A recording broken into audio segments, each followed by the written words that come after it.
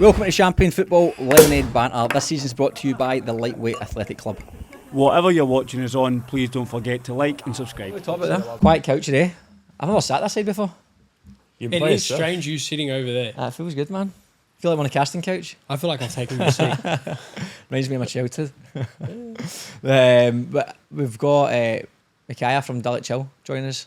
A couple of cancellations, and obviously can't get rid of this fucking guy, Bay. He's not left since the last one. He was in the toilet, locked himself in. I just lurk around. Locked around. Wait for the call. You need me, guys. You need me. Well, Bay's here again as well. You can talk us through giving the ball away for the fourth goal as well when we get to your game. Watch your highlights again. Well, before we get stuck into the NPL stuff, the Cup was on last night. Some mad results. Tigers beat Parramatta 4-0. SD Raiders, brilliant result for them, beating Wollongong Wolves 2-1, late goal, 88th minute. Did you speak to Geordie at all about it? No, Geordie Fegon, assistant coach there. But brilliant result, Raiders. Have you played them yet? Raiders? Not yet. No. But they're looking strong. Looking very strong every year, aren't they, in terms of like how they play? Yeah, definitely. Aye, they're a decent side. I don't know who those two teams are. Ride Magic won 3-0 against Eastern Creek Pioneer. Oh, never heard of them. Hills United won 4-0 against Manly, which is a big result. Manly, I'm going to assume, didn't play their strongest team. If they did, that's a scudding at Cromer Park. Rockdale battered Sutherland 6-0 in Bay. You heard a wee bit about that game, eh? Yeah, like Euro and that didn't play, but I think Southo also rested some of their main boys, like Nizic wasn't in goals. Chalakian double, Orgla double. That's the most I heard about it, but Rockdale smashed them apparently. 6-0. 14 goals in 2 games, not bad. Marconi 4-1 against Prospect, comfortable win. Apia won 3-0, but the game was abandoned at half time due to the weather. Don't know what the outcome of that's going to be in terms of rematch or replay. They'll do a replay. I'll play 45 minutes. Oh, did in Wollongong. If you're 3-0 down, you just say, all good. Like, surely. I imagine there's probably rules around it, mate, because it's a Shuwa Cup. Yeah. Probably need to play it. We had last year against Spirit. Remember what we did? That's crazy. Mate, that was wild, that, wasn't it? Yeah. We played 10 minutes. Played 90. We played 80 minutes. At Fraser Park. We played the game at, and it was torrential, mate. Crazy. But the thing was that referee, right? He played through the worst of it. He played through like 60 to 75 minutes, but it was horrendous. And then it started. It was still raining, but it started to calm down a bit. 78th minute, he canned it. What was the score? Oh, it was 1-0. 1-0. 1-0. Oh, okay. So he canned it. So then 2 weeks later, we had to go. We went to Arlington. We had to play 12 minutes of football. It was the 12 minutes was mental. It was good. It was basically just chaos. Yeah, Ball gets full speed. Whack it long. We get the ball. We whack it long. It was just chaos, man. Anyone score? No, it went extra time. And then we both scored. And I think you guys scored in the last minute to win. I think it was 3-2. No. They just. Or maybe, yeah, I think we did. They scored in the last minute, but we won the game. I can't remember how it worked out, but we won the game anyway. Yeah. But it was one of those mental games. Yeah. It was lots of fun. Aye, 12 minutes of football. And then also, Wollongong Olympic beat Bankstown United 3-2. And that's pretty much their Shuwa Cup. And there's games on tonight. Spirit have got MacArthur Rams. Big one down at Arncliffe that everyone's been talking about. Arncliffe, Aurora versus Sydney Olympic. Oh, yeah. Those boys get crowds to their games. They do, Baby's saying that as well, but that'd be a good game. I mean, big shock against Mount Druitt, but I'd be very surprised if they beat Olympic. Yeah. I mean, the only thing is that 3,000 people on that small sort of fence, maybe. Oh, it'll be a factor. Yeah, maybe get into the heads a little bit. Depends sure. on how strong of a lineup Olympic are willing to play too. It's a funny one, Cup. So what do you think, right? About Cups, right? Because a lot of people, especially NPL 1, rest people, and I've seen some NPL 2 teams do it as well. Like, when I played football, I used to love games midweek. I used to love playing games as opposed to training. But a lot of players like to have the game. I feel it's more the coaches, because the players want to play. We want to play every minute, but I think coaches are thinking, look, we've got important games coming up this weekend, so I've got to manage my squad, because you might be versing a team who's in your league or a team below, and you don't want to like risk burning your players out, especially like your big stars. But so I'll talk from my experience. Not all players do want to play. And I'd say because for various reasons, they might be in their own head. I had an injury last year, and I'm doing all right this year, so I want to make sure I get through it, and they're being mindful. But the flip side of that, playing. So we played Bankstown Berries 3 weeks ago. It went to extra time. Played 120 minutes. Checked the GPS. We did less running, less high speed meters in 120 minutes than we do on a Wednesday training session. Pretty much, because the way the game went, Bankstown sat in. We had a lot of the ball. I mean, so there was a lot of movement to be had, so it was less intense on their body, whereas the lads who didn't even train, or they did a little bit at the side, a bit extra running before, it's some top-up stuff. It's not the same as getting, for me, match rhythm, For me, match fitness, the biggest thing about match fitness is not just the endurance standpoint. If you're playing every week, you're going to have that. Yeah. It's a psychological standpoint, because game moments drain your energy. And you know that lad in their team, everyone's got one who's a cracking player in training or a cracking player in general, but if it's a big occasion, they sort of hide, or they just don't seem right, or they have to come off because their energy's gone, because the whole moment just saps match fitness is definitely different. Completely different. And I don't think I think you need that rhythm. I think games, especially games, if in NPL 1 side you can play an NPL 2, it's still going to be a challenging game. I suppose on the flip side, somebody could argue that they can get quite nasty, like feisty, and they might get a tackle because it's their cup final. So I don't know. As a player, I love playing every week, so I'd want to play 100%. So it'll be interesting how Olympic go. I'd imagine against Arncliffe, Olympic won't go the strongest, but I don't know how strong their bench, for instance, had Bruce Diaz in the bench against us, who's, I think he scored like 4 or 5 goals for them. He's a cracking player. So if he's their bench player, they're going to be fine either way. They might have some insurance players on the bench. Well, that's the thing. They're going to have enough depth where bench players should be doing a job against Arncliffe. But I've been on both sides of it, you know. So, like with poor day at Rockdale, we most likely played the strongest team in the cup, get the result first 60, and then bring on players. That's always the best plan. Yeah, but I quite liked that way. Whereas on the flip side of it, at St. George, we played Olympic. We could not afford injuries. Yeah. A lot of us played, but the boys who already had knocks were like, we'll sit out, because if we were to get any more injuries to this squad, under 20s would be starting in our lineup. Do you think it depends on who you're playing on the weekend? Will that affect the lineup? Not so much on the weekend. I think who you're playing in the cup, definitely. So if you've got a tough game coming up on a Saturday, do you reckon your coach is more likely to change the squad midweek? Maybe, but for like a St. George, every game's tough on the weekend. Right. I was going to say that same. I think in NPL 2 will be the same, but is there any tough. game you can go and go like, we'll definitely win this game? I don't know if there's any game like that, really. Yeah. It's also we definitely don't have any games like that. I mean, well, I think maybe you're at St. George at the moment, but you've been at Rockdale. Rockdale might have had, if Rockdale are playing an academy side, especially later in the season, who they've lost a lot of their scholar players. Maybe the mentality might be different for them, but for a Spirit or a St. George or a mid-table-ish team who've, it's probably poor to say mid-table-ish team, but a team who don't have the depth of a Marconi, a Blacktown, an Appia, a Rockdale, they might have to look at it a little bit differently who they're playing at the weekend, because every game's massive, every 3 points huge, man. Yeah. But it's an interesting one. The cup one's interesting, but what you will find is when these cup games get deeper into it, that'll be the strongest team. I mean, can you get through the first few rounds unscathed?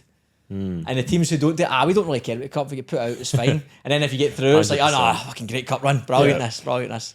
We had a cup run with Spirit, 2 good cup runs, last 32 and last 16, brilliant. I loved it. We're at a cup final, we're at a cup semi-final, and then the cup run one up in Brisbane, and then one against an A-League side. But brilliant, man. Great experience, good laugh. Brilliant. What's the fullest you've went? I think we did really well one year with Dunbar. We probably got four games in, maybe. We're probably 1 game away from the 32. Yeah, okay. I think that's the best we did. That's decent. It's still a decent one. It's just hard. It's the luck of the draw as well. Like Rockdale getting Sutherland, maybe later in the round, both teams would play a stronger side, who knows. But this early on, if you can get a lot of association sides, you can. I think there was 1 year. Cruise through. I'm pretty sure there was 1 year where we got to the Waratah Cup semi-final. I think it might have been. We played, I think, Coogee, a team for up north. There was 2 association teams, and then we got an NPL 2 side, and I think we played one. I think we played in the Olympic or something like that, and then we managed to sneak through. Anyway, cool. That's the cup, Australia Cup, the Hans Cup this year. It's called it. Hans the beer. Hans Australian Cup or something like that. Yeah, brilliant. Did you get a crate after the game? Hopefully. Have we got a crate after the game? Did you? Nah, I did be fucked. I was going to say, our coach hit that one. Okay, NPL 1. Right, Bay, you can run us through NPL 1. Oh yeah, well, do you want to run us through Spirit Olympic 3-0? 3-0, we got absolutely scudded. Pretty much the gist of that. Don't want to talk too much about Spirit because I'll probably disservice to Olympic, who played really well, and us two were talking off air. You actually mentioned a few weeks when Troy was on as well, like you thought Olympic was strong, and probably results haven't shown that up to this point, but they're starting to get a wee bit of momentum. But I was impressed with them in terms of individually, particularly. Like Seth Clark, who I spoke at a few times in the podcast, was very comfortable. Jack Armisen was very good as well. Big Cedric, unsung hero. Good up there. Mate, he was brilliant, mate. Brilliant, honestly. Like, they were fairly direct. I think on Belmore it's difficult to play. But Ziggy Gordon would get the ball, clip it to his big Cedric, who's an absolute unit. Held it up, or he would have 10 Cole going running off him. You had Vakis running off him. Any second balls, it was Seth Clark or Amundsen picking it up. So, like, to be fair, they were good.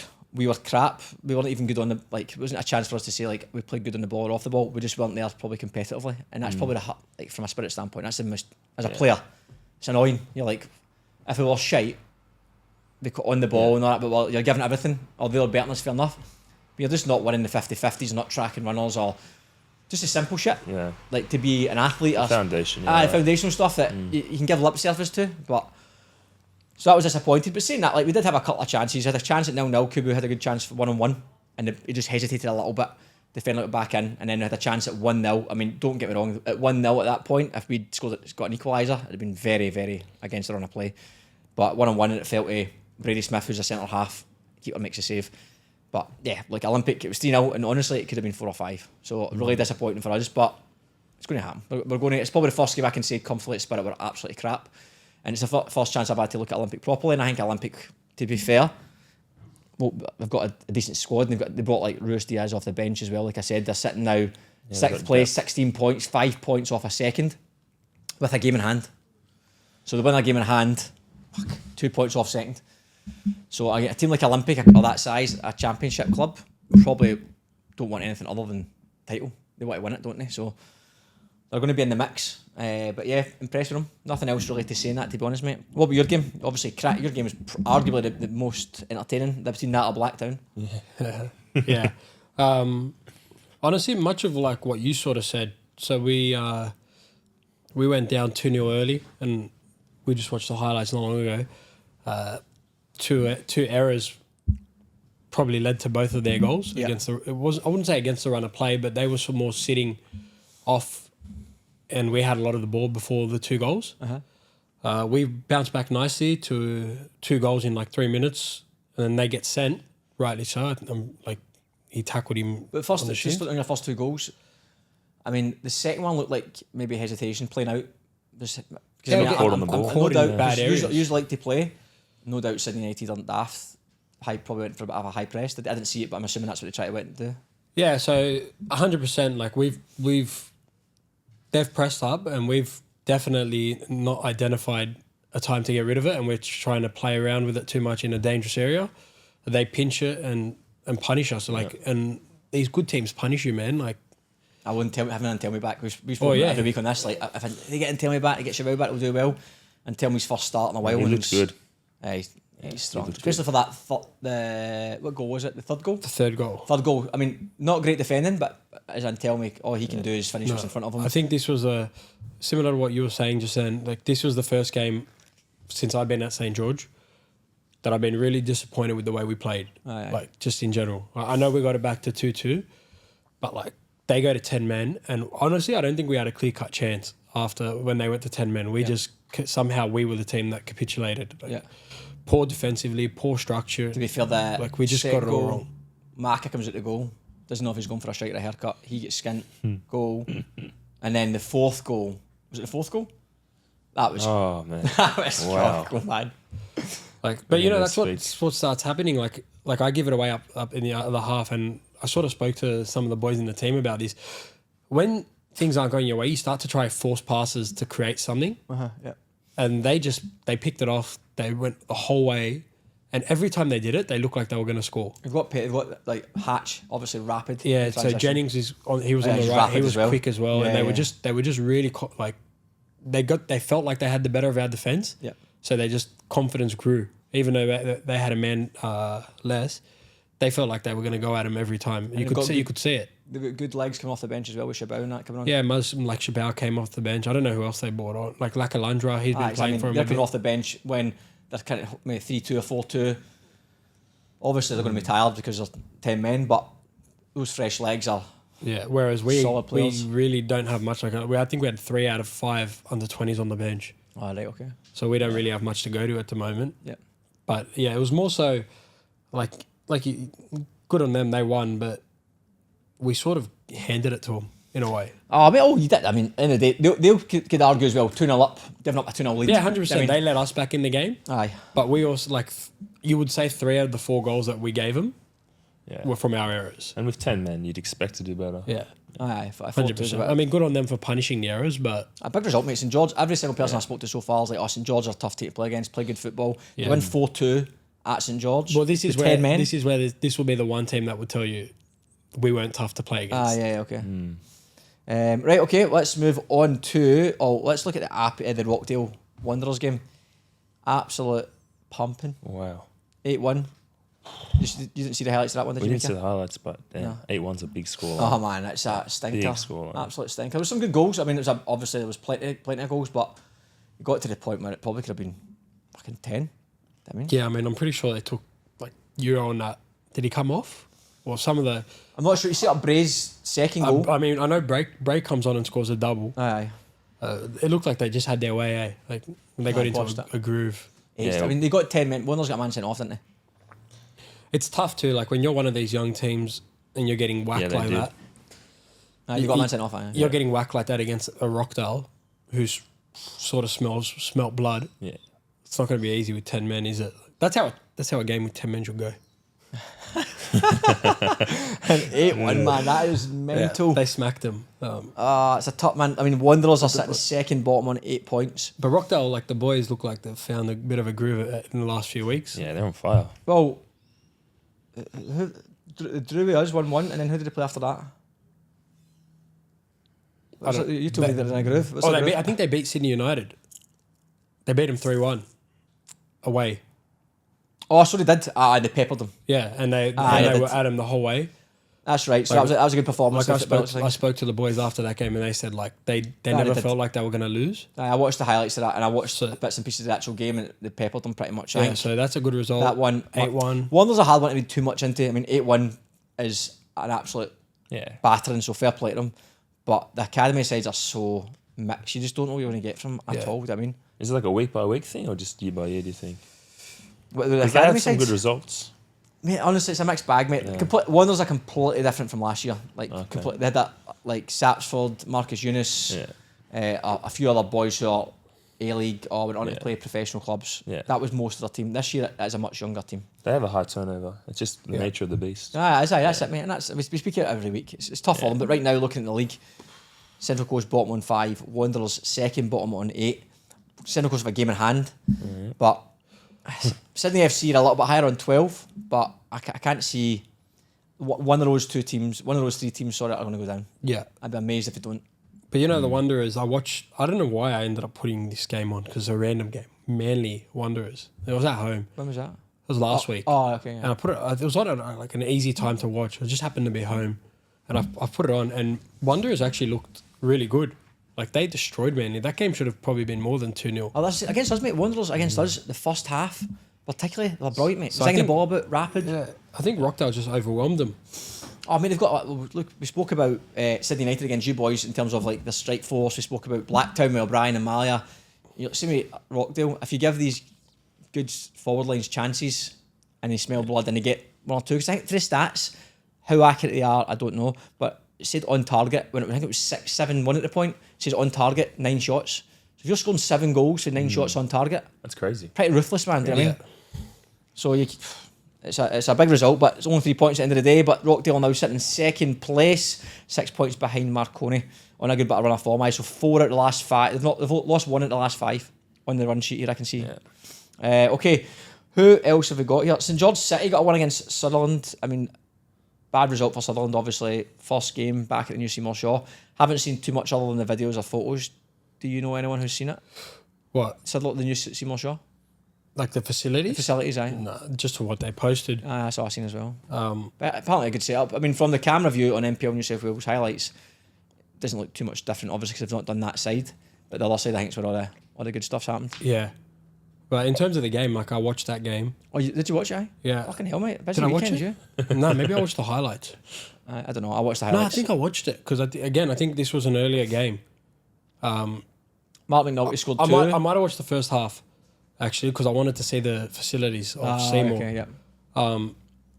And I thought to myself like, Southo looks so poor for like a team that, they're opening their new facilities, and they had from what I heard, a packed grandstand. Yep. And it looked like they were second best to everything. Well, they've fucking lost. What's that? 7 games. Yeah, 7 games. Good. They've lost 7. 6. Sorry, they've won 3. They only won 3 games. Yeah. And that was early too. They had 7 points quite quick. Aye, the first game of the season, they won. They won against Mount Druitt, I think. But they've not been great. Obviously, losing last night in the cup as well. Losing again to they lost last week as well. So I think 3 straight losses. They're not in great form. But look, like we said, Long they're on season. 11 points, and St George, you boys are 3 points off you boys. Are they? Okay, so they're not doing that bad. I would say it's mental, but the whole league. It's We, close, we've lost 2 in a row. But I know, but it's perspective in it, really, because a lot of times, boys, everyone I speak to who says St George Saints are playing really well, it was games like you still lost. Like against Rockdale, you peppered Rockdale, but you still lost the game. I wouldn't say you peppered Marconi, but you could have won the game in Marconi. You got a draw out of it. Mountain Druitt played well, but you gave up a 2-0 lead. So it's like games you should have probably got the 3 points, but you didn't end up getting them. So it's alright playing well. Like Sutherland aren't playing so well, not getting results, but you still only get 3 points. I mean, at the end of the day.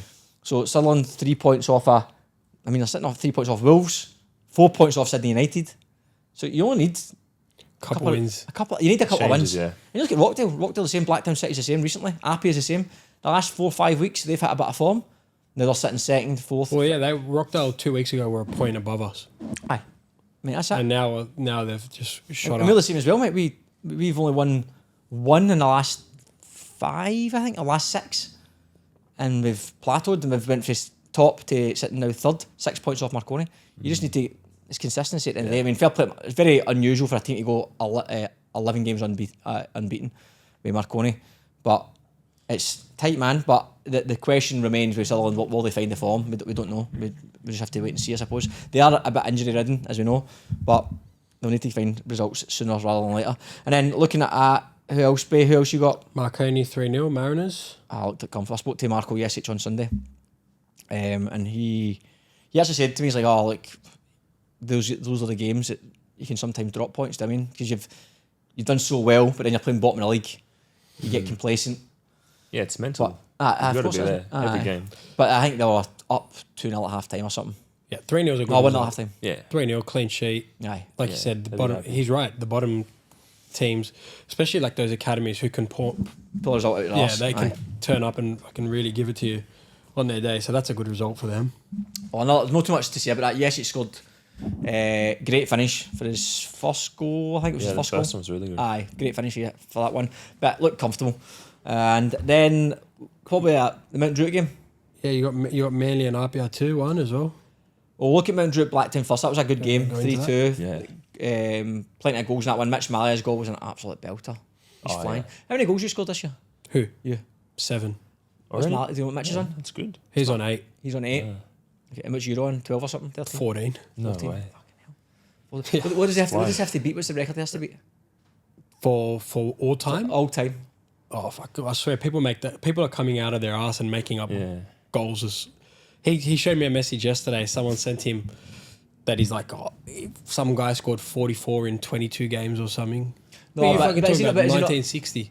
No, but is he not in they're running for like total goals scored?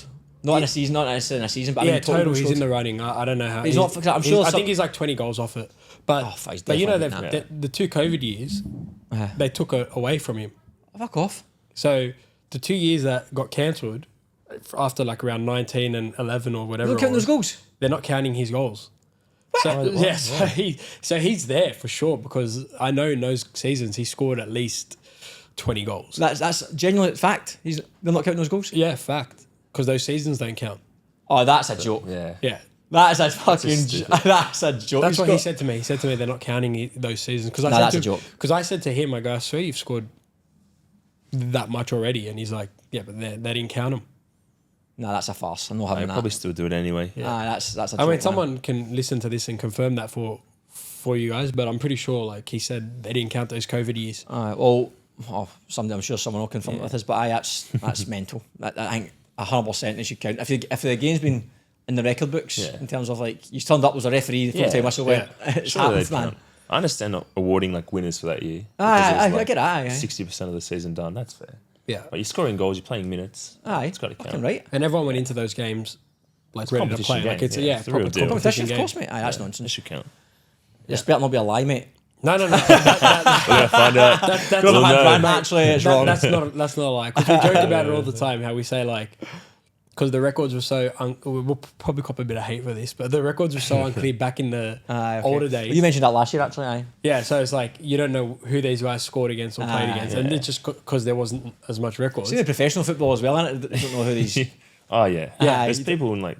Isn't there an Indian bloke who's like leading the goal scores? Or Oh, is it? something? Aye. In the back garden, his kids. So you don't know who scoring these goals. guys score against, but then Euros have got everyone documented, Aye. but they're taking goals crazy. off him. Aye, that's wild, isn't it? So it's funny how it goes against each other, but Well, the Blacktown game, like big win for Blacktown, 3-2. Yeah. Big game up there. Is that classed as a derby? I reckon it would be. it is. It is Aye, a it's a derby. Aye. Well, okay, Western City derby. hard place to go, popping data. Mountain Druitt, we're talking about it, like always give a good account of themselves, but just can't quite get the 3 points. 8 points, sitting joint second bottom with Western Sydney Wanderers. Mariners win their game in hand, which I think is against Olympic will be a tough ask, but they'd all be on 8 points. So Mountain Druitt are going to have to try and get some wins soon. Like they can, as I said, they give teams a good game, but can't seem to get the wins under their belt. So it could be once you're in that relegation zone, it's hard to get out of it. So hopefully they can find their feet soon. Blacktown big win. That's them sitting joint second. Brilliant as of recent in terms of run of form. They've only lost one in the last 5, I believe. Still conceding defensively, but banging goals in. Jack O'Brien's dropped a little bit deeper. Mitch Maya scoring for fun.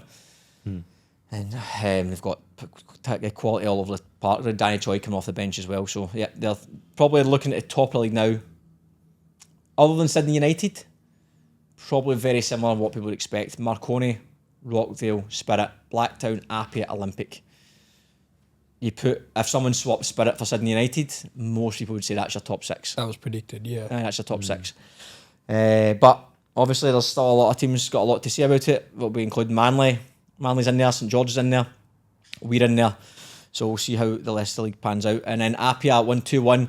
Looked like a comfortable result as well. Kambiashi looks like he's the main man at the moment. Since he's changed position, he's setting up goals, scoring goals against his old club as well. Did Ortiz score as well? Yeah, both of them against their old clubs. Both old clubs, aye. So good one for Appia. They're very similar as well. Still conceding goals, but scoring goals for fun. That's Appia. Scored 35 goals in 11 games. Wow. So over 3 goals a game on average, but conceding 2 goals a game. Mental. Yeah. Absolutely mental. Fair play, entertaining stuff for Appia. Okay, we'll look at Sydney FC Wolves. Sorry, that was a good game as well. That was the early kick-off. 2-2. Missed it. 2-2. Last minute goal. Sydney FC were 2-0 up against Wolves. Oh no. I forgot about that game, so apologies. And Wolves, I scored 2 goals, 1 goal late on. But I looked like a delivery into the box and everyone just missed it. And It was, actually. It creeped in. Got to put him in. But Yeah, good 100%. point, because 2-0 down. I'm sure Wolves would have expected 3 points before the game kicked off, but good point for them. And I always forget Wolves are a championship side. Be interesting to see how they go. They've got, I think Leai was missing for suspension, which is a big miss for them. Read last week. So that's a big miss for them, but we play Wolves in 2 weeks, and we've got you boys this weekend. And I think Marconi play Appia this weekend. Italian derby or whatever. Italian they derby, call aye, it. so that's some good, decent games. That'd be a ripper actually. That'd be a good game, aye. Mate, honestly, I genuinely think I really enjoy the league at the moment, just how tight it is. I think it's really good. Every result, the league changes rapidly, the results. Okay, was there anything we missed that was big talking points over the weekend? I don't think there's anything talking points wise. Nah, nothing. I think we've rattled through it all. Right, NPL Victoria. No change in NPL Victoria. Oh, the weekend was off. Easter weekend off for the boys. Cheeky. There you go. Saved ourselves 5 minutes. Oh wow. Magic. NPL 2. Mica, do you want to, I'll run through some of the results if you want to maybe talk to some about the teams. Yeah, Obviously, you played definitely. against them. Of course. So UNSW versus MacArthur Rams. We play MacArthur Rams tonight. Have you played them yet? We have played them. How are they? Look, I think they're not as bad as the table says. I think they're sitting dead last, but Yep. they're hard to beat and they don't concede many goals.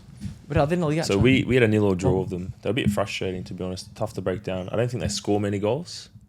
They've conceded 8. They've only scored 8 goals. Yeah, so they're not high Conceded scoring. 18. To be fair, aye, there's a few teams conceded. Like for instance, Tigers conceded 8, right? Yeah. Top of the league, but then Jets have conceded 14. Yeah. And at Lions 15. I think they Berry's conceded 19. from 2 games as well, so it would have been 2 big defeats, and the rest of the games have been really close. They lose by 1 goal, or they draw. 8 goals, man. Yeah. Struggle That's streak. tough. Well, they drew with UNSW. Have you played Chaz's team? Yeah, Chaz's team was good. I thought Chaz's team was up there. Everyone says Are that. they going up? I don't think they'll come I up. don't think this year, no. No, They have a good squad. I'd like them to come up. There's a few boys I know I'd like them to come up, but I think they're sitting. Chaz talking rubbish. To be fair, actually, like maybe Are I've they up spoke there? too soon there. They're 7 points off Tigers, right? Yeah. But they've got a game in hand, so they could obviously pull it tight. The problem I think with NSW is consistency. They drop points as of late fairly regularly. The last 5 they've won 2, lost 1 and drew 2. Yeah, they started strong. Whereas Tigers and SD Raiders seem to win almost every week. Yeah, they're on fire, those 2 teams. And they haven't had, like, I look at the Tigers thing, you look at their squad, they have the same lineup every week. Tigers and maybe it's like sometimes they only make 1 sub, so they don't even use their subs. I like that. I think It's just consistency. consistency. And I think as a player as well, you like to play with the players run about you. You get to know how they play. Exactly. And sometimes that takes time. And I think sometimes you can rush making changes. Yeah. Obviously, things creep up, injuries, suspensions, etc. Or who you're playing against, maybe a bit, like especially a forward player might be better at a certain pitch, a bigger pitch, or certain opposition, depends on who the back line are. But I think I like that consistency with the team. Doesn't happen very often nowadays, does it? Especially professional football because of the rotations and the subs. Yeah. And well, look, point for UNSW. Probably not a great point for UNSW. Good one for Rams. And talk about Dully, mate. What suspend was that? We had a nice little game on a Monday night, so it was a What's the bit of score? a different one. 2-2. Oh, 2-0. against I Bulls. don't have a score here. Yeah, it was 2-2 against Bulls. Good result. Good A-League team there. They're a nippy little team. I think like the most A-League teams. They've got some good players. So they opened the scoring. I think a good little run from their wide player. And then Venito hit back. So He scored quite a few this year, eh? yeah, he's scoring all our goals. Aye. He's doing well. He's class, wasn't he? Mate, he's a personality. Have you guys had him on yet? Tried, mate, so many times. Yeah. He's just work. Yeah. How's that work? He'd be great to have on. Oh, mate. I feel like he's a bit of like a NPL cult like character now. Mate, he's so funny, Yeah. man. Just daft. Yeah. And then they scored again late in the game, and we ended up scoring 90 plus Oh, did you to score late? equalise. Yeah, we got a good we're kind of on top in the last 5-10 minutes, had some chances, and then Jack Mitsoulis scored them for us. Who scored? Jack Mitsoulis, one of our midfielders, Okay. new boy. Yeah, okay, nice. And that was good. So Aye. we're back on. Good point. So where are you Yeah, boys good like? We're about, I think let's have a look. 11th, they're sitting 11th. 11th, 12 yeah. points. But we've got a game in hand as well, so we could be potentially up to the top half of the table. They're only 4 points ahead of us. Like, they're not having a great Those are season. not in a great Yeah, season, yeah. no, they're not. They're definitely not. Well, who else has got? We've got SD Raiders won again, 2-1 against Mounties. Good result for them. Chaz has given me my notes. Well, he's wrote a wild 10 minutes. So they took the lead in the 80th minute. Then Michael Tchaikovsky hit back from a penalty spot. Then an own goal in the 90th minute. Got the win for SD Raiders. And then I really hope Chaz hasn't wrote some of this. This is cringe. Tigers are purring again. He's wrote. Did he write this? Surely he's I was wrote. reading that. He can't have wrote that. No danger. He must have used AI or something for that. So Tigers 3-0. Yep. Kai Denton, another 2 goals. Oliver Bertram Wood scored as well. So 3-0 Will. Bonnie Rigg still searching for answers. Now 6 games without a win. Bankstown City 1-1 with Hills United. Demi Petratos scored in the 16th minute.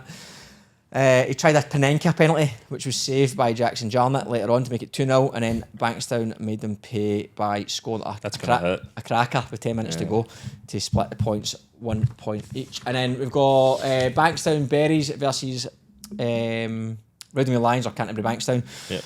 Rowdenmere 2-0 up, down to 9 men, and they nearly held on, but then the Berries came alive, Down to scoring 9 men. 3 goals to win 3-2. Jesus.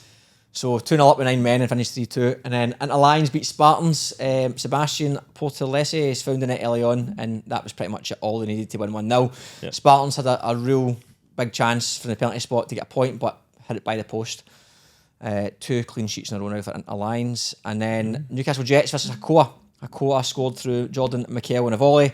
Ethan De Bono stepped up in the second half with a rock in the top right-hand corner, and that's the 3rd straight home draw for the Newcastle Jets, and that puts them into 3rd place, 4 points off of Tigers, who are sitting pretty at the top.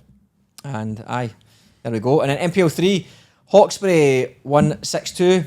Harry Drew saw Hawks win 3-2 with a hat-trick against Fraser Park. Fraser Park have crumbled massively. Granville Rage, where are they? Granville Rage They came behind to win 3-1. First game there in 6 years. Let's see what's happened here. This has been all over the place. Oh, right, okay, I get you. Right, sorry. So, yeah, Granville Rage. What's happening here? Sorry, boys. I'm just trying to... You all right? I can't even see the result on that. Sorry, boys. You won. I have to pay that off. South Coast Flames beats Camden Tigers 6-1. Jayden Harb scored a hat-trick. Goals from Harrison James, Adam Timpano Voda and Cade Kinsella. And a late consolation for Camden Tigers, finishing 6-1 to South Coast Flames. And Hurstville Zagreb 3-0 win against Bankstown United. Hurstville are top of the league at the moment. Michael Neal, Jesse Gagro and James Sokos all scoring to make it 3-0 to Zagreb. Parramatta lost 2-1 to Prospect, bit of a shocker. Jordi Gomez scored from the penalty spot. And then Anthony, I don't know how to say this guy's name, Adehen, hopefully that's right. And then Praneet Singh to win 2-1 for Prospect. Bad loss that for Parramatta at home. I don't know how Parramatta went against Zagreb during the week. Do you know what I mean? Well, they had a For the midweek cup match. fixture. Last week, first versus second. Can you check, Mica? Yeah, I can have a look. It was last week. And then the I think Pean Zagreb won. did they? Was it score? Yeah, 2-1. 2-1. And then the Pean beat Central Coast United 3-1. Prospect's coming second in the league. So Aye, mate. they're not Prospect that be bad. much a dark horse, mate. Aye. Yeah. Yeah. So why have you said that's a bad loss? Because Parramatta were flying pretty much. And okay. Prospect were pretty much a dark horse. Last week was actually the first time we realised Prospect were even in second place because everyone had been talking about Parramatta Yeah. and Zagreb, and then we checked the league last table. I think Prospect were third. Yeah, they're sneaking up there. And then they've snuck Well, they've up got there, aye. 7 wins and they've got a So, game aye, in hand. to be so fair, they're aye, not really sneaking. made an arse of that one. Yes. Prospect, Not too bad. not too bad, obviously, but still a bad loss though, because if they want to win the league, they need to be beating Prospect at home. I mean, they have to be getting those points. And they were 1-0 up at half time. And then that's pretty much MPL 1, MPL 2, and MPL 3. Just before we move on, quick mention to sponsors. We've got Insurers, who is one of our major sponsors. They are the trusted partner on all things general insurance, experts in construction, home warranty insurance and distribution through iCare. They've got the go-to team for builders, homeowners and needing reliable professional cover. Thanks to Insurers for leading the way in protecting what matters most in the building industry. So Insurers, thanks very much. And then Deploy, who everyone knows around the Australian football scene. Deploy, I've got some footballs that you can see on the shelf here. 2 of their new balls there. They're obviously massive in the youth space. They've been there for a while, but now they're starting to dive a bit more into the senior space. They've been focusing mainly on getting balls for purpose, especially for junior progression, trying to build it from a training perspective, but now they're doing from entry level to elite match balls. So they've launched the elite match ball range with Deploy offering both the Munich ball and the counter ball, which is the official match ball for 14 Premier League teams and also many NPL clubs around New South Wales as well. So thank you massively to the sponsors. And as always, you get 15% off lightweight athletic gear. Code CFS. Anything you want on their store, just use the code CFS. Magic. Before we go on, I just wanted to mention a story I read the other day about a guy called Carlos Kaiser. Have you heard of this guy? What happened? Right, this is a mental story, right? This is not obviously something for Australia, right? So I'll read out what I read, right? So he said he's basically the Forrest Gump of football, where he scammed his way to being a professional football player without playing a single game. Had a 20-year career, never played a game. Is this the French guy? No, he's Brazilian. So he was nicknamed the Kaiser because they said he looked like Franz Beckenbauer. It was in the 80s and 90s, so he played for Botafogo, Flamenco, Fluminense, Vasco da Gama, and teams in France and Mexico as well. But he never played a single competitive match ever, right? So what he done is, so he signed me a club and then claimed he wasn't match fit and pull up injured in training. So when he play, then he had mates. He was mates with Bebeto, Romario, Renato Gaucho, and they would vouch for him, saying, "This guy's absolutely class." He'd be mates with journalists, so he'd bribe them, This he'd is sweet unreal. talk them, and he'd get me write fake articles about him scoring goals abroad just for propaganda, but no one really fact checked it, just assumed he was class.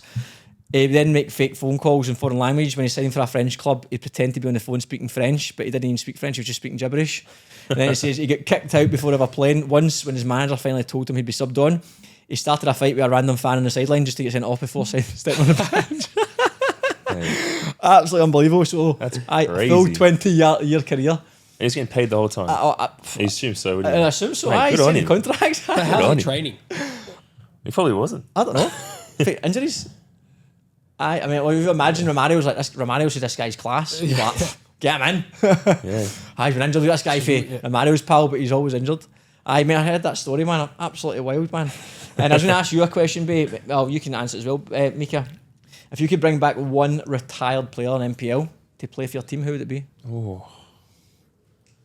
Stammer. Stammer. Because we need a centre back. But that's it from the whole time NPL. That should bring back Stammer Tellis. Yeah. I mean, cracking player, aye. Give me Stammer. Stammer Tellis. Can I take him in his prime? Aye, you can take him Yeah, on. Stammer. Hey, I thought he was still in his prime last year. When he Aye, retired. he's class. Stammer Tellis is probably managed everywhere. That's a great choice. Who'd you choose? Oh, jeez. There was that City United bloke. He used to score so many goals. He was like, it would be like last 3-4 years. Played in the midfield. Panny. Yeah. Panny him. Nikas? Oh, mate. Quality. Oh, Trafiro. No, Nikas. Panny Nikas, aye. Yeah. He's been retired a while, isn't it? Yeah. But He was used to- quality. Aye, he was a there was joke just guy. goals. Like I'd watch like highlights. I would have been young. I'd watch highlights of this guy just scoring 40-yard goals, like 5 or 6 a Is season. he not at Rockdale now? Yeah, he's like the. Oh, he's still I think going? he was like the youth TD or something at Rockdale. Yeah, yeah. okay. Aye, he was probably Yeah, Panny He's Nikas. got good football knowledge too, man. He's class. Yeah, He's but class. Stammer would fit well in our team with Tony. Mate, they'd love it. Family reunion. Yeah, I think he tried to get him. Oh, so what is the relation there? What's the relation with it's his Tony? uncle. Yeah, his uncle. Oh, it's his uncle. Yeah. Oh, okay, so Dulwich Hillgaffer Tony for anyone who's listening. It's Yeah. Mitch Stammer Tellis' his uncle. Okay, there you go. Well, Mica, so talking about your football, where did you start playing? Oh, I started, so Eastern Suburbs boy, started with Maroubra United. It's a young club football team, just a local team, played there for a few years. And then this was back in the day, we didn't have SAP and all that stuff, which we have now. So we had like ESFA, like representative. Uh-huh. So I played with basically my local side. You get to like your 10, 11-year-old and you're playing ESFA, Yep. which is kind of just more local stuff.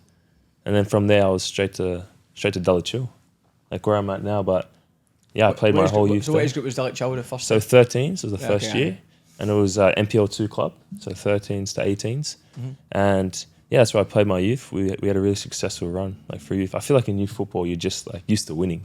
Aye. You have so much winning when you're old, and when you get to like your adult stage, it's much harder to come by winning leagues. Like I feel like we would have won 3 of the 4 or 5 leagues that we're in.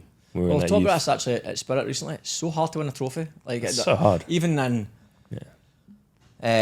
not that I'm not just talking about as from Spirit standpoint, but just in football in general. Like when you do, Yeah. I was locking up with football. Like teams I was at, we won or were in finals quite a lot. So I never really knew anything different. But then when you come out of that and you realise when you play with teams who aren't intro, you're like, Exactly. "Fuck." Some people have never like. You look at Harry Kane and Alan Shearer, like 2 of the best strikers in English football history. They didn't win a ton. Do you know what I mean? So it's, Well, you look at the numbers. There's 16 teams in our leagues. There's only 1 team winning. Aye. So it's 15 unhappy teams. Like, oh, sure, you come second or third, you had a good season, but you don't win. aye, it's hard to win, man. So You've got gala days and you've cups and you've got yeah, but that's what I Those say. As a kid, opportunities. you win everything. Like I feel like you're playing futsal, you're winning that comp. You're playing like your normal football, you're winning that comp. Aye. School football, you're winning that comp. Like you're in a roll. Aye. Yeah, so that was good. And then after that, I think I was a bit unlucky. So when I got to 17, I was playing the 18s and I picked up an injury, like a bit of a knee injury, and that kind of pulled me out of it. So I had a couple of years off from there, which was like when you're 17 and 18, they're the years where you have to like get going if you want to like make it at the top level. So you stopped playing completely? Yeah, I stopped. Did you? I had 2.5 years off. What'd you do then? Just chill? It was just, yeah. It was like you start uni, you've got a girlfriend, like you're doing all the other things in life and you're enjoying it. But then I think I started to miss football because obviously if you have time away and you're missing out playing football, you're missing the team environment. And that's when it would have been Dunbar's first year. So they were starting off in NPL 4 back when there were 4 NPLs. That's right, aye. I know, and I happened to have basically 3 or 4 high school friends who were all playing for them. So I got dragged into their 20s, and this was like my first year back in a few seasons, had a lot of time off. And then from there, you just get the bug again. Like when you start playing at a decent level. Like I wasn't even playing park football, I was just not playing at all. Yeah, okay. And then you played a few seasons with the 20s, like Dunbar, we played 1 season, got the bug again, and then obviously they had a good first grade, so they got promoted straight away to NPL 3, and then you're kind of back in the mix again. So you're playing first grade, you're starting maybe lower than what you were, but then you're obviously like hungry, climbing back up, still like a 21-year-old player. Yeah, so I had a few seasons there. That's when we were together. Aye, that's right. Yeah, and we had some good years there.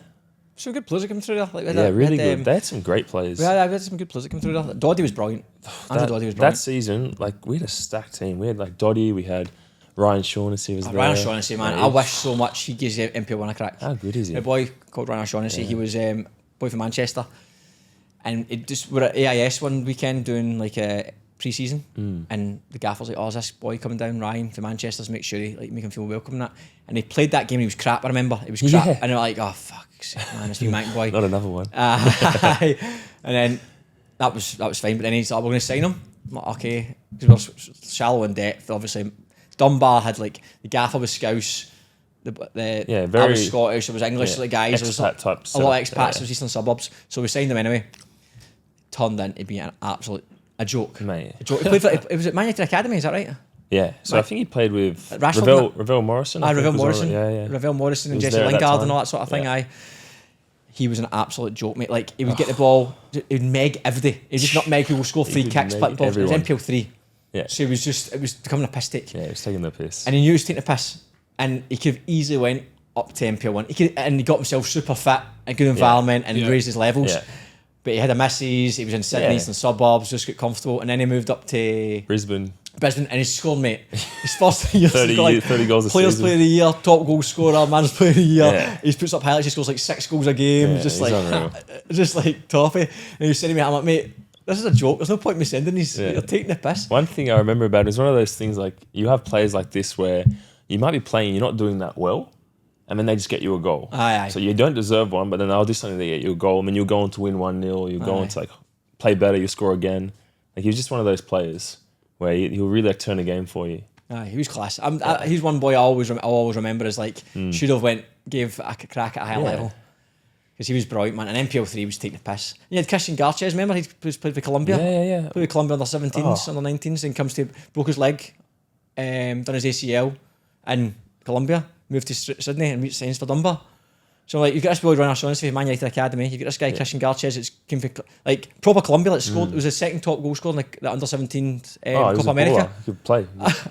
That's the thing about that league. It's just like it's full of players who just like potentially really good technical players, really skillful players, but for one reason or another, things are going away. They put things weight are going on. away, They've had they're not injuries. fit, and they find themselves in that league. But it's a joke for them sometimes. Oh, they get comfortable as well. Look at even Tomic, Tomic. I mean, just floating about. He told the story. He's like, what for me? He's like, I had my family. Yeah. I could train twice a week. Yeah, because football it's different for everyone. Of course, it is, mate. Exactly. It's what you want from it at different ages, and then I think a big thing, but is who you play for in terms of you could play for a good team, but if a team environment, like you said, you missed the changing room team environment. To me, that's what it's all about, man.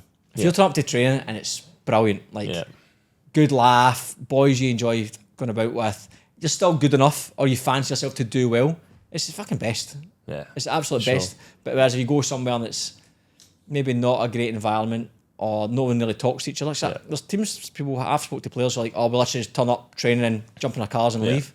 It's like a job. Yeah. Yeah. The culture is what keeps you playing, I feel like. Once you pass like 25, 26, we've all got our lives. We're all working. We're semi-professional athletes. I think. And it's the culture in the team that keeps you playing. If you can rock up to training 2-3 nights a week and you're happy, you've got your friends, you're playing some good football, like that's what matters. That's what will keep you there. Yeah, more than the money or more than like other things in life. I think after like 25, 26, I think before that, obviously if you're still aspiring, it's a wee bit different. But I think as you get older, definitely, because especially when kids get that come along, you're like, fuck man, I can't drive to Hawkesbury Saturday night, and it becomes an absolute graft, man. So in Dulwich Hill, so you left there, you went to Dunbar. Obviously we had a few seasons in NPL 3. Yeah, we had a few seasons. I think we moved up to, there was like that split where it became 3 NPLs, so then we were in NPL 2. That's right, And from there things were going well. I was like pretty happy at the club, but I had an opportunity to move back to Dulwich.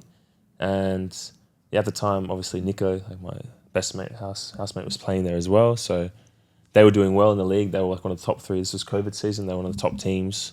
So they could have had an opportunity. None of the goals counted. Huh? None of the goals counted. Yeah, everyone got 0 goals for that season. Unlucky. Right. Maybe we're going to get sprayed on that fact check, I reckon. I know, man. No, I guarantee you no. it's the truth. It's like basically, didn't know. I'm bouncing off base comments. No, I guarantee you, if it's wrong, Euro said it. No accountability. That season I had an opportunity to move back to Dulwich, and it's like when you go back to your childhood club, I'm sure there's like that nostalgia feeling.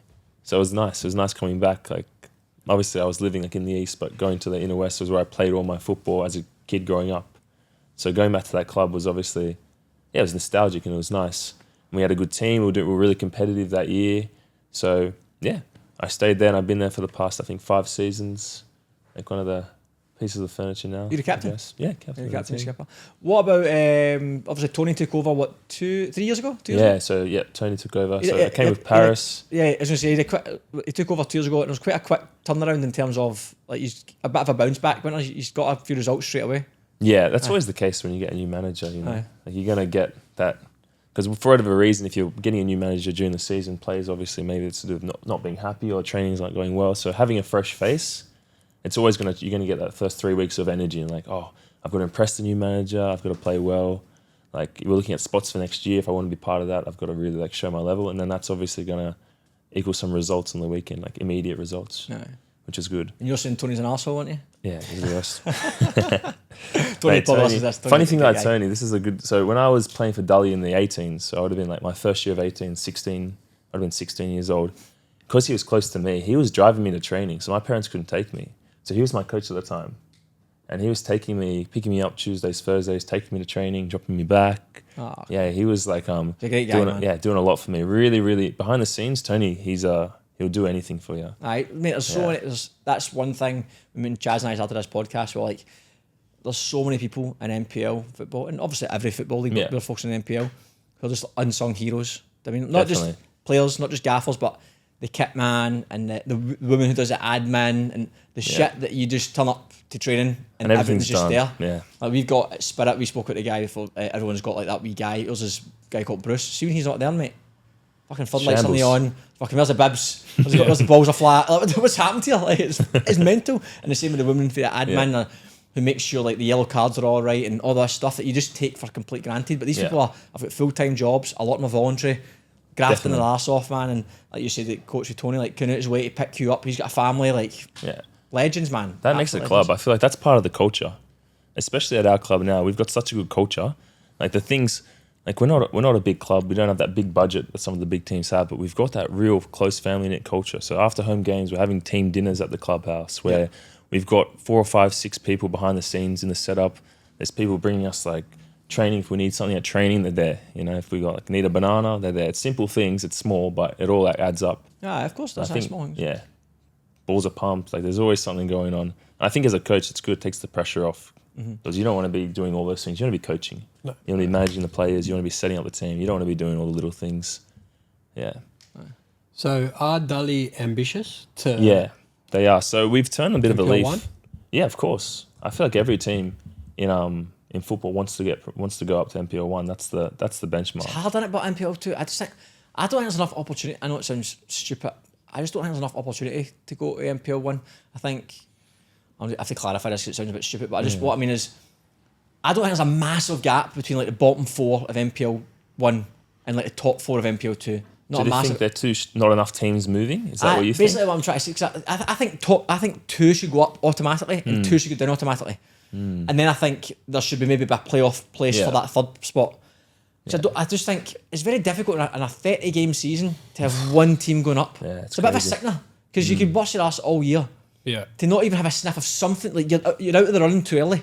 Yeah. So with 10 games to go, you can go, what the fuck? Like, there's no playoffs. Yeah. We can't even come in second there in a playoff.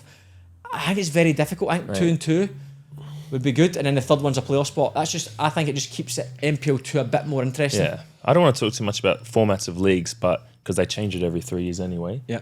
But you're really right. Like when it gets to that 20, 22 games in the season, there's 10 teams that aren't really doing anything. They're not playing for anything. They're not going down. They're safe enough to stay up, and they're not really in the hunt to get promoted. So it would be good to see a format where it's just there's more to play for. Aye. Well, playoffs is the easiest solution. Well, that's why they brought finals back for us. But Aye. I don't know why. I guess where do you fit it all? Like I think that's probably the issue. 30-game season scheduling. is big. Yeah, I think it's scheduling. But I just think there should be a workaround, even if it's like, I don't know. I think it should be a workaround, a split the league in some way, or I don't know what the answer. So playoffs would be the easy solution. Even if it's just playoffs, the case of, do you know what? There's no like, it's just a semi-final final. 2 weeks. You fit 2 weeks in some. If it's midweek games, top 4 midweek games, go play for something. I just. but then second to third the to 7th. promoted club have their own. I mean, the second place have their own promotion to go for. No, Are you saying get rid of that? I'm not saying get rid of it. What I'm saying, this is me, Gary's fucking preference, which shouts for absolute fuck all, would be bottom 2 are automatically relegated for NPL 1. I think over a 30-game season, a 16-team league, if you're bottom 2, you deserve to go down. Yeah, That's the way I see it. point. It's a long game. Everyone's busting their arse every week. Yeah. You're going down. And the flip side, top 2, fair play, you're top 2 in a very competitive NPL 2 team. You go up. And then there's a third spot available. That either remains with the NPL 1 side or it goes to the NPL 2 side. So the third bottom. So you do the third top playoff, basically. Aye. Do you Yeah, think that the would be gap's good. too big? No. So who would that be now? Who's Mount Druitt, Central Coast Mariners and Western Sydney Wanderers. There's SD Raiders, I think Newcastle Jets and Northern Tigers. Because you need to remember as well, right? These teams will go up, and you know as well as I do, if Northern Tigers get promoted to NPL 1 this year, they're not going to have the same 18 boys. They're going to sign some players. gonna be A couple of Manly boys might go there. Yeah. A couple of boys who Spirit might go. The boys who live in that area might go there, or their mates play for there. Then same for SD Raiders, people around this area might go there. Like they'll have might not have enough money to get a lot of people, but they can upgrade. Yeah. And that can will they go straight back down? Who knows? But that's just the way it works. That's just the way football It works. seems like getting there is like one thing, but staying is another thing. How often do you see teams pop up, they do one season, they back down, and I then think worse off? If they come up, they have to up their budget. You have to, yeah. Yeah, I know, but- absolutely have to. I know that's the budget's always a big question because like players want too much money as well. Yeah. But Players ask for too while much. keeping the culture, like you Exactly. Aye. said, together, because you look at Hills last year, they sort of signed some players, They did, yeah. They spent money. but their culture was terrible. Aye. And by the end of the season, Hills were rubbish. Yeah. Last year. Like, how's it fucking Kubu up front? I mean, centre forward, mental Yeah, man. he's a crazy player, isn't he? He's superb man. But we played them last year, second round. We beat them 5-0 at home. And they looked like so Showed them, defeated. yeah. So defeated. They were like, I think that was every player in that Rockdale change room came off that game and was like, that was the easiest game we played. Oh really? The change room was like, their change room was terrible. Their attitude was terrible. They were gone. Well, that's the thing, because I think it goes in hand when you spend the money to get new players. The new players, they're not adopting the old culture. Like they're coming with their own, like they might be big players from other teams, so they've got their own egos, their own attitude. So you kind of lose a bit of culture when you put 8 new players into a lineup. And then Hills, obviously, they've dropped back down, and now they're not doing that well. They're kind of like bottom half and maybe a bit lower, which 2 years ago when they went up, they had the culture, they had the team, and it was like the same local boys have probably been there for 3, 4, 5 seasons. But now, back in having come back down, it's changed a bit, and they're going to have to rebuild, find their culture again, find their identity, and look to move up. All right, so this one puts you on the spot a bit then. If Dully was to come up, how much of that team sticks around? I think the good thing about us, and this is what I like, so we're on a little bit of a project right now. So we've changed our way that we've approached players and the way we've built squads. So we've realised that we're a bit of a smaller club in terms of budget. So previously we would have gone for players who've maybe fallen off a bit, so a bit past their like use by date, but you can get them, they're still quality players and they'll add something to the team. Whereas now we're approaching younger players who are like moving into their like prime. So we built a squad this year basically based on really 22, 23, 21-year-old players who have aspirations to play high and have the ability. They might have come from NPL 1 clubs who they didn't get the minutes, or they were chipping away, but they still have that drive.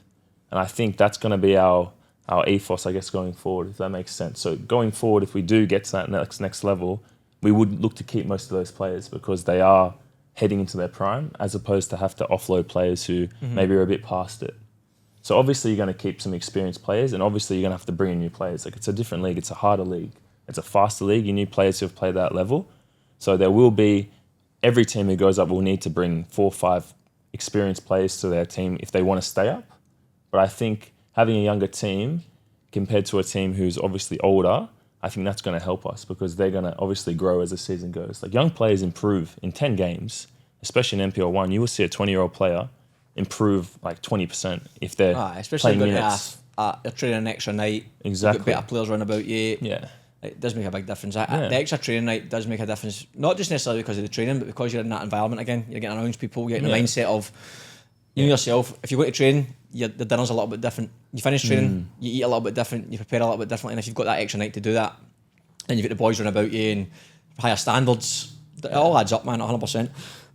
I don't know who. I think all those teams could comfortably come into NPL 1 and make it like do well. Oh, you think the year we went up, the year we got up, we went up. St George City went up. Yeah. Central Coast Mariners went up. My St George. Yeah. They didn't go up that year. Not the year that I mentioned. Oh, you're saying in 1 year? The year 4 went up. It was St George City, Central Coast Mariners, us, somebody else. I'm missing somebody. But anyway, the 4. Drew it? Nah, I don't think so. Nah, I think it was I can't remember who it was. Yeah. But anyway, we're still in it. St George City's still in it. Yeah. Central Coast Mariners still in it. So and that the team who I can't think of might also be there as well. So you definitely can. I mean, the year we went up, I don't know, we didn't change a ton. Was it 4 that came up? 4 come up, aye. Yeah, they did, because then 8 Wanderers. stayed. Wanderers. Oh, yeah. That was one, and they're still in it. Yeah. So there you go. So 4, you can't stay up. Wanderers and Central Coast now, obviously, maybe struggling a little bit, but that's just, as you said, the nature of the beast of the way they're designed. That could happen to anybody. And they can still get out of it. But St George City, the first 2 years, their first year up, I think they came 5th. And then I think the second year they came 6th. I think they basically been top 7 the 2 years they've been there. And we've been 11th and 10th, I think. Yeah. So, I mean, it's definitely doable. And we did, like, Spirit's not got a massive budget. Obviously, the academy clubs is hard to talk about. But changes do need to get made. But I think the recruitment's the biggest thing. And I think it's the hardest job as a gaffer, recruitment. Yeah, definitely. Because you've got to bring in the right players for the club. That's the thing. It's the personality. Like, the personality is probably bigger than anything, because you could go, oh, he's a class player. And I've seen this before with conversations with people, with players I know who I think are like not ideal teammates, class players. And I know coaching staff who have spoke to players and they ask me, what do you think of this person? I'm like, oh, great fit for you, like for you boys. Yeah. And we spoke about a player off air before this show started about a player in NPL as well. I'm surprised they went there.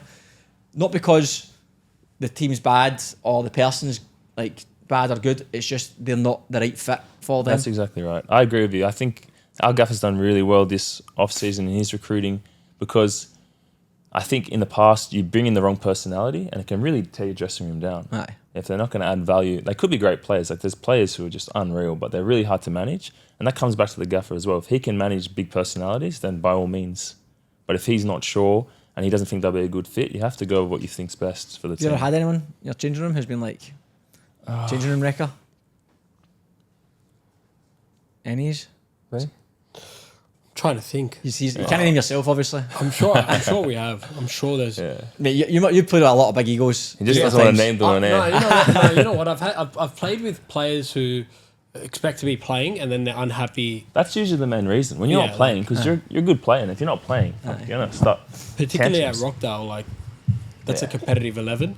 Yeah. So when players aren't playing, there's a lot of players there that sort of were bad for the change room because of. I fucking hate that. I think that's it. To defend the player, whoever players are like this, if you're a sub and you're not playing, say you're a striker and the striker in front of you, 10 games have gone, he's not scored a fucking goal, and you're still not getting a chance, and you're training well, and you've not missed a beat, you've not said a word, you're doing all the work, and you're not getting a chance, and you've spoke to the gaffer and you're still getting nothing, that's when it gets frustrating. But what I find a lot of players do in that situation is, rather than keep going to the gaffer because he's one to make the decision, they start to badmouth other players in the team. Yeah, that's when and they'll get a little click and say, how's he fucking playing? Try to get people on their side. Yeah. Doesn't achieve anything. Yeah. Gets petty. It gets petty, aye. It's like, well, all you do now is look more like a dick because you've just. If I see that, I'm like, why are you doing that? Why are you trying to get your wee team together? Because it's not going to change anything. Yeah. Like, I mean, it creates divide. It ruins the team because of that one thing. Basically, you could say, I agree with you, mate. You should be playing. Yeah. This is just the way it is. The gaffer, make a new gaffer, and he might love you. That's always the thing. If you're not playing as a player, the first person you speak to has to be the gaffer. Aye. He's got to just ask. Aye. Most players, their like egos prevent them from just going and asking a simple question like, "What do I need to do?" Aye. Like, is it a me thing, or are there players in my position who are just playing better? And if it's then, it's like it's lifting your game. Aye. Because you want to be in an environment where you're playing. Obviously, everyone wants to play. You don't want to be sitting on the bench for a whole season, but you want to be in a competitive environment. I think it's just as like harmful if you're playing if you're like untouchable in a team and like you can have shocking games and you're never getting axed because there's no one better than you. You're not really going to get to your level doing that, are you? I need to be challenged a wee bit there as well. It's a hard one, that. So you've not got a name for me, nah? Nobody at all. Even if you got an example of something, I'm trying to think of ways people do that, because there's a mouthing off in the changing room, the little clicky ways. Yeah. There's just they shoot themselves in the foot because they stop trying. Yeah. It's almost like they start getting like petulant, like they're not putting the start work turning in. up late, start like not caring. Not caring when it's mental, really, because football can change so fucking quick. How many times have you been in situations, either personally or seen someone in your team, where the person looks like they're going to have no part in the season, and then out of nowhere they're starting every week, they're dominating. We've had 3 or 4 players this year who literally didn't get a look in pre-season. Come round 3 or 4, they're regulars. And they're playing like every game. Week in, week out. It also depends how the manager's managing them. That's probably that is the biggest thing. Of course it is, but at the same time, there's also, I think, in men's football and women's football, adults football, there has to be a bit of emotional intelligence, a bit of maturity to be like, would you behave like this in your work? I mean, in your business place or whatever it is, start walking to the building site, just fucking throwing your toys at the pram. I mean, no chance, man. Because I've seen situations where like a number 8's getting played to centre back, and he's not doing a job there, and the chances he's getting because he's not a fucking centre back, and then his whole attitude changes towards the team and that. And that's sort of the gaffer's fault. So I can understand why he's turned into a dick in the change room. But I've also seen the other times where it's just a player not playing because he's not good enough. And he's sort of chucked a dummy spit too. Oh, that happens. And it's like sometimes, even if it's your mate and they're not playing, they have a dummy spit and you got to be like, mate, you're not playing well enough, mate. At the end of the day, you've got to be honest with yourself. He's scored more goals than you. Like, someone a couple of years ago, I won't mention it was, they were complaining about not playing, and I remember the conversation I had with them, and like, fucking joke, man, not playing. And I'm like, so if you play, who do you come in for? And I named the person his. Do we drop him? Do we drop them? Like the other person, who are both playing very well at this point. Silence. And he's like, no, they're both playing well. I'm like, okay, so what's the solution? You want to play, and I get that, and fair play, every footballer wants to play, but who do we drop? Team's winning. The 2 players in your position are playing very well, and we're winning. You just need to bide your time, mate. I think that's a good... Be patient. Yeah, it's a good thing for young players as well, because generally when you're a 20-year-old player and you're breaking into first grade, especially if you've come from the 20s, there's established players in those positions. Aye. Like, you might have to play a little bit out of position to get your moment. Aye. But I think playing out of position and getting minutes is probably more valuable than sitting on the bench. Mate, if you play anywhere, if you're especially a young player, just get me on the pitch. Minutes. Minutes is what improves you. Because, mate, see if you get released off that club, one of the first thing people do is, we're going to sign this boy Bay from 19-year-old. Where from? Yeah. You see an NPL 1 side, okay, I'll listen to the conversation. Did he play minutes? He played 9 games for NPL 1 side, boom, brilliant. As opposed to NPL 20s, didn't get an NPL 1 side. There's a reason for that. But if you've got appearances for NPL first grade, that carries weight. Yeah, and first grade trumps. I think even playing NPL 2 first grade opposed to playing 20s in NPL 1, that's going to... Aye, first grade. It's men's football, mate. 100%, man. We've signed players in the past for NPL 2 plenty of times who come up and do just fine, man. But a tricky dynamic that we're managing the changing room as a gaffer. I think it's a gaffer recruitment we were talking about. If you're a head coach, you don't really do a ton of coaching. It's man managing a lot, isn't recruitment it? for like 3-4 months of the year. Yeah. And you've got that little window as well, middle of the season. Man management in between, phone calls, fucking something. Dealing with admin shit. Tough gig, by the way. How much do you think the coaches really play in terms of a team being successful? Very successful. It's a huge part. Huge part. I think, so main point obviously being the things we discussed, they're doing the recruitment. Because you can have 10 coaches with the same 100 players in front of them, and every 10 coaches, there might be common patterns, like, we all know he's an unbelievable striker, we'll sign this guy, but they're going to pick based on the type of player they want. Or we like to play football, so we want certain midfielders to do that. We want a target man, blah, blah, blah. And then you've got personalities, how they like it, and then their own biases in terms of how they want their team to look, to perform. Do they want the team to look athletic? Do they want that's a factor. And then even if they know the person, that's a factor. Like Tony with you, he knew you growing up, naturally he's going to like you, whether he likes it or not, just psychologically he's primed to going to give you the benefit of the doubt. And then you've got the man management side, which is probably the hardest of them all. If he's got a solid team, how does he, especially if you're managing Marconi or Rockdale or Apia, how do you keep all those people happy, not just week in, week out, but for 30 weeks? That's the thing, because in 30 weeks everyone's going to play. Eventually you're going to play. At some point there's going to be injuries, there's going to be things happen where players will be away. But the tricky thing is, mate, was when so say Bay's been a sub, he's bowed his time, it's been 10 games, and say the star centre forward is suspended and Bay comes in and scores a hat trick.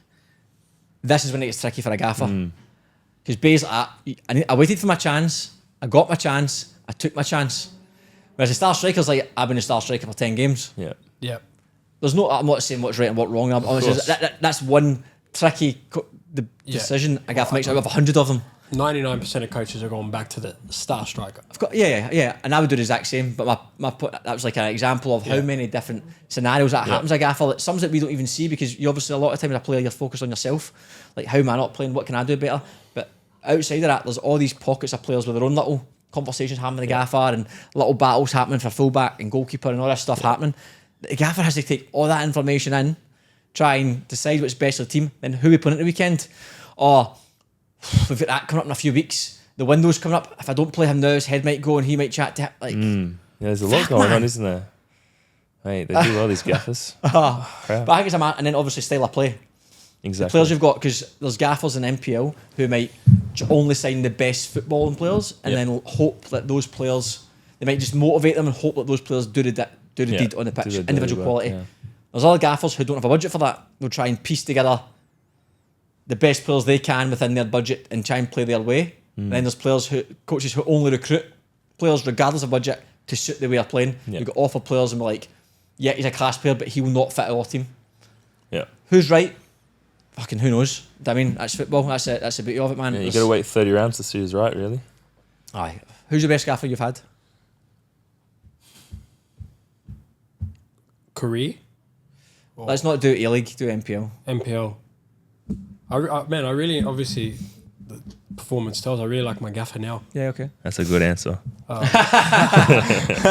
but like I'm having I've started. Of course. I'm having a good season. Quality. You're having a good season, man. I listened to your interview on NPL New South. And by the way, I should mention NPL New South Wales have fixed the highlights. Yeah, Mark Stav. Mate, he was on it. When I met, I saw him in the car park, and I said to him, I go, Stav, your highlights, man.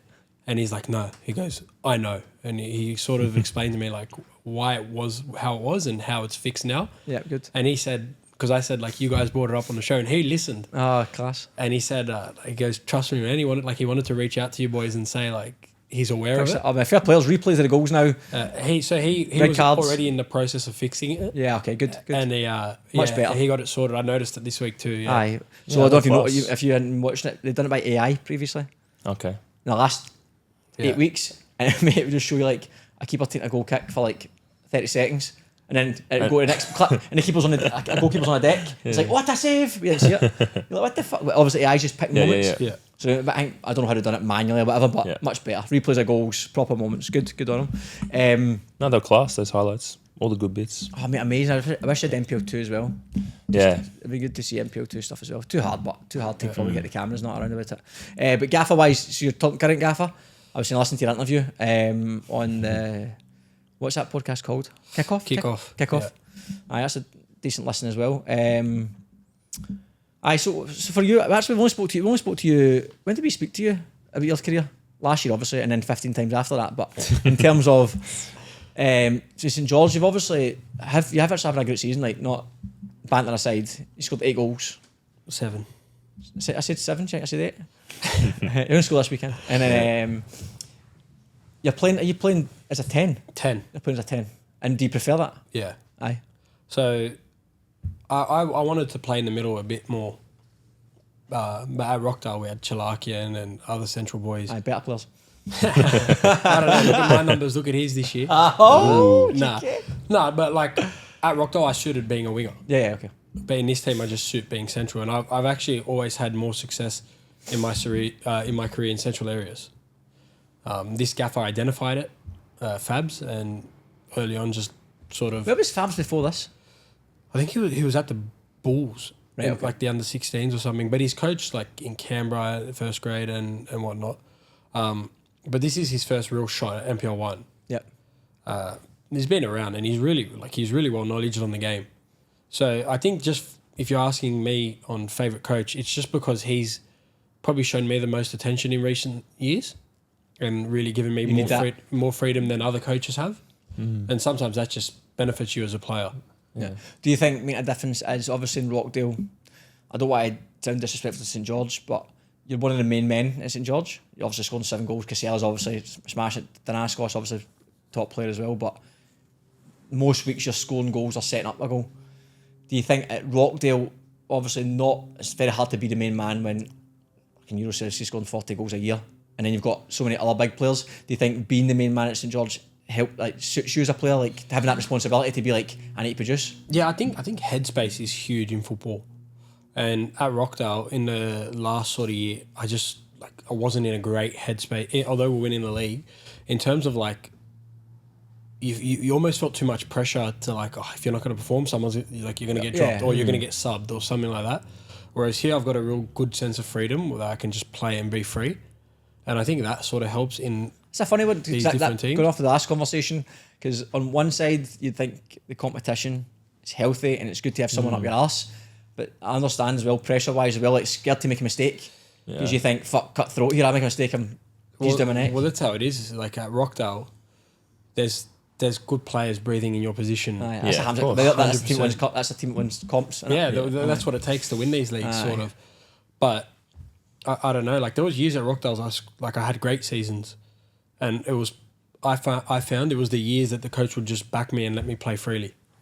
So for me, I'm a player of like confidence and freedom. Yeah. Whereas the years that I felt I had a bit of pressure on me or I put pressure on myself, that's when I didn't perform to the best of my ability. That's how I found it anyway. Yeah. No, that makes sense. I agree. I feel like when you have the coach who believes in you and he's playing you, mate, that's all you need. You're going to play your best football because the environment's important for a player. And what you said, guys, everyone's different. Some players need that push. They need someone like breathing down their neck, like, will I start this week if I don't perform? Where other players want that confidence where, like, I can have an off game, but the coach will still believe in me, and that will make them rise to another level. So everyone's different, I think. Oh, yeah. That's the art of coaching, I suppose. Like, you can go on a coaching course, you can watch as many videos on YouTube as you want. You can have all the drills, but that's the difference between putting on a coaching session and actually being a coach. Like, that's a part of getting like, something out of someone. You can have 4 midfielders and give the exact same piece of information, but completely different how you've said it. Yeah. One needs a kick up the arse, one needs a wee pat in the back, one needs a wee bit of joke about it. Like, it just has to be like basically presented to them in a certain way, but the outcome of what the basic message is get in the box. But you've told one person, like, Mica, no good enough, get yourself in the fucking box, mate. Exactly, yeah. If you take that to the wrong person, fuck's sake, man. Yeah. You shout Head down. And you've lost them. Somebody else, like, you're right, mate, it's not been good enough. It's mad, the personality is massive. Now more than ever, because people can be very, very soft these days. This generation a bit softer. Mentally, man. That's funny. Bay's already had a rant about that, haven't you, mate? Yeah. That's all right, mate. We're not talking about you. No. I had a rant about it before, the last time he was on. Yeah. I had a rant about younger players being too soft, not me being soft. Yeah. Let's get that one straight. He's not soft. So Mica, Chaz usually asks a question to every guest, so I'll ask you it. If you watch one movie and have one snack watching that movie, what would it be? Oh. Did you ask yesterday? Did I ask yesterday? Yeah, remember I got the name wrong. What did you say? So I said 12 Strong, but I forgot the name of it at the time. I want movie, my favourite film. Yeah, it is an army movie. Oh, okay. You watched it yet? You haven't, eh? I've not watched it. But mate, there's a few good films out just now. There's one called Warfare. It's out. It's apparently like tremendous, a war film. It's just came out last Friday. But I watched it. That did have a good rating when I checked it up, so I'll have a look at it. It's on my watch list. Yeah. Jeez, movies for me. I'm actually a big movie fan. I could watch most things. So I love movies, man. So give me one. What you watch one movie and you get one snack. I know it depends on the mood and who you're with and blah blah blah. Yeah. You're watching yourself. You get one movie, one snack. Honestly, I'd probably just go with like something simple, like Star Wars. I'm a big Star Wars fan, and I'd Maltesers. Can't go wrong with some Maltesers. Yeah. Nice. I've never seen Star Wars. You haven't seen Star Wars? That's not a bad answer because there's multiple. Yeah, you get caught in one. Nah, I feel like you're either a Star Wars or a Lord of the Rings. I've never seen Star Wars. And you're neither. I've just been. I don't dislike Star Wars. I've just never watched it. One of those ones people always go, I've never seen it because I'm a big. I love movies, like a big movie buff, but I just... Look, honestly, as an adult, it's probably not going to do it for you. Yeah, I know. It's more of a thing you watch as a kid and you hold it through. My mate made his missus watch them, right? Because he's like, oh, it's amazing, he loves them. I do that too. And but he watched it in like modern first Yeah. to the end. Right. So by the time she got to the last one, she's like, this "What is is rubbish." this?" Yeah, mate. The CGI has definitely come a long way It's since the getting worse 70s. and worse and worse and Oh worse. yeah, for sure. But I've never seen. I can't say if it's good or bad. Obviously, some people absolutely obsess over it. Yeah. Have you seen it? Star Wars, yeah. Aye. Good, I bad. couldn't tell you what happens in them anymore because I watched them that long ago. But You enjoyed them? yeah, I mean, All right. I had no opinion because I can't remember. Okay. But Lord of the Rings. I've watched Lord of the Rings. I just can't really remember them though. Yeah. I was more Harry Potter. Yeah, Harry Potter's another Mate, one too. You Chaz is Oh, he would love Harry Potter. mate. I'm surprised that hasn't been an answer yet. Mate, Chaz will give you that answer. Do you know what? How he's a freak with Harry Potter. I mean, like, Yeah. do you know for his? So in America, 21st birthday, he made me go to the midnight viewing of Harry Potter for his 21st. Really? Aye. Why didn't he answer it on the first time? He asked it, and then I don't think he asked himself. I don't think we brought it up. And then, and every night, right? So when in America, we shared a dorm. Every night when he went to bed, he puts his laptop on and plays Harry Potter. No First way. thing to No it. way. Every single night, he watched Harry Potter to sleep.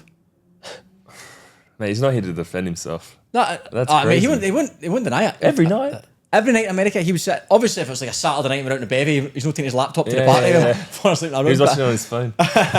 But if we're like, it's a Wednesday night and normal night, and we're Yeah. in room at a normal time, Yeah. that's how he goes to sleep. He puts him to sleep, puts headphones in and put Harry Potter on, falls That's asleep. his safe movie. And then he would and then he also reread all the books again whilst we're there as well. And then he went to there's a theme park or something like that. No, a musical. Went to Melbourne to watch a musical. Oh, to be fair, it's a class series, like, or whatever it calls, saga. Settled down, but man. Yeah. Fucking hell. So down, mate. Hey, put your headphones in. You're there just shaking his bed. You're No, like mate, magic. he wouldn't see that as a bad thing. He'll be like 100% love it. Yeah, He no, loved that's it. class. Aye, he obsessed over it. Aye, mental. Aye, okay, we'll just finish off with the predictions, mate. Oh, here we go.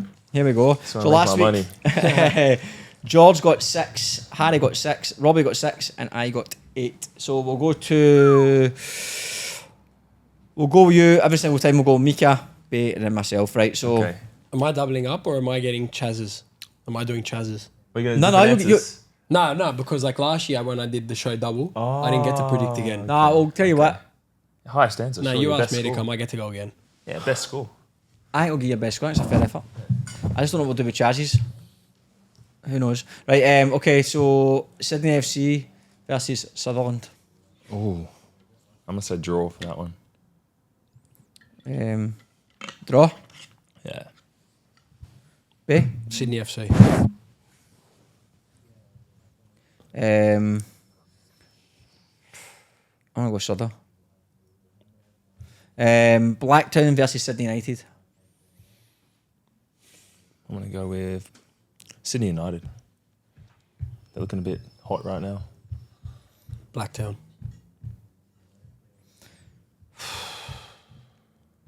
I'm gonna go Blacktown. Apia versus Marconi. Oh, 2 big games that, man. Wow. I'm gonna go with Marconi. Draw. I'm gonna go Apia. Yeah, That's sexy football First to get a Marconi win. loss of the year. I know. Well, that is part of my reason that they're gonna have to lose at some point. Apia away, not a bad. I like place to that lose it. logic. They're gonna have to lose at some point. They don't have to lose. Yeah, that's also a very fair point. But in my head, I'm like, it's coming at some point. Yeah. Right, anyway, Olympic versus Manly. Olympic Manly. I'm gonna go with Olympic. Yeah, Olympic. Yep, same. Hakoah versus Bonnyrigg. Draw for that one. Draw. It's a stinker. I'm gonna go Bonnyrigg. Rydymere versus Northern Tigers. Rydymere versus Northern Tigers. I'll go with Northern Tigers. Tigers. That's it. Rydymere will have 2 suspensions as well.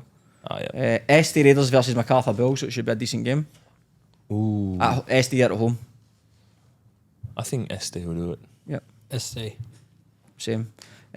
Rams versus Spartans. Oh, surely Spartans, I think. Draw. Could be, to be fair. I have no idea. I'm Neither going of them. Spartans. He's an They're not MP1. high. He's a snob, mate. MP1 Yeah. snob. Doesn't care about anything. Yeah, he doesn't care. He tried to spit on you as you walked in. Okay. I know, I saw I I noticed care that. about Stanmore Hawks. He wouldn't even let me sit down when I got here. He made me go stand on the side. Hurstville versus Stanmore. Hurstville versus Stanmore. Is that Zagreb? Hurstville Zagreb versus Stanmore. Why? Yeah, Zagreb. Zagreb? Because Zagreb's the tip. So who are you picking? Zagreb. Oh, What happened? grandpa, they're Are you going to go raging. with Stem or what's going on? Nah, Zagreb are good. That was good, eh? They're a good team. Dunbar versus Granville Ridge. I don't know. Maybe we'll go with Dunbar so they can get one. Granville. I'm going to draw. Rage. Prospect versus Gladesville Ride. So Prospect. Yeah, Prospect. I'm liking Prospect right looking now. good, to be fair. Prospect. Didn't give them the credit they deserved. I want to say. And then Sydney Uni versus South Coast Flames. Sydney Uni are definitely not winning, so I'm going to go with South Coast Flames. South Coast. Sydney Uni. Same. 2-2. Perfect. Right, Mica, thanks for your time, mate. Appreciate it. No problem. Thanks for having me on. Cheers, no problem at all, mate. As always, probably see you again soon. See you next week. Cheers, mate. He's the new host. The new Chaz. Yeah, good episode, man. Yeah. Thanks for having us. What's that guy's name you said? MacArthur was the one. Oh, Danny.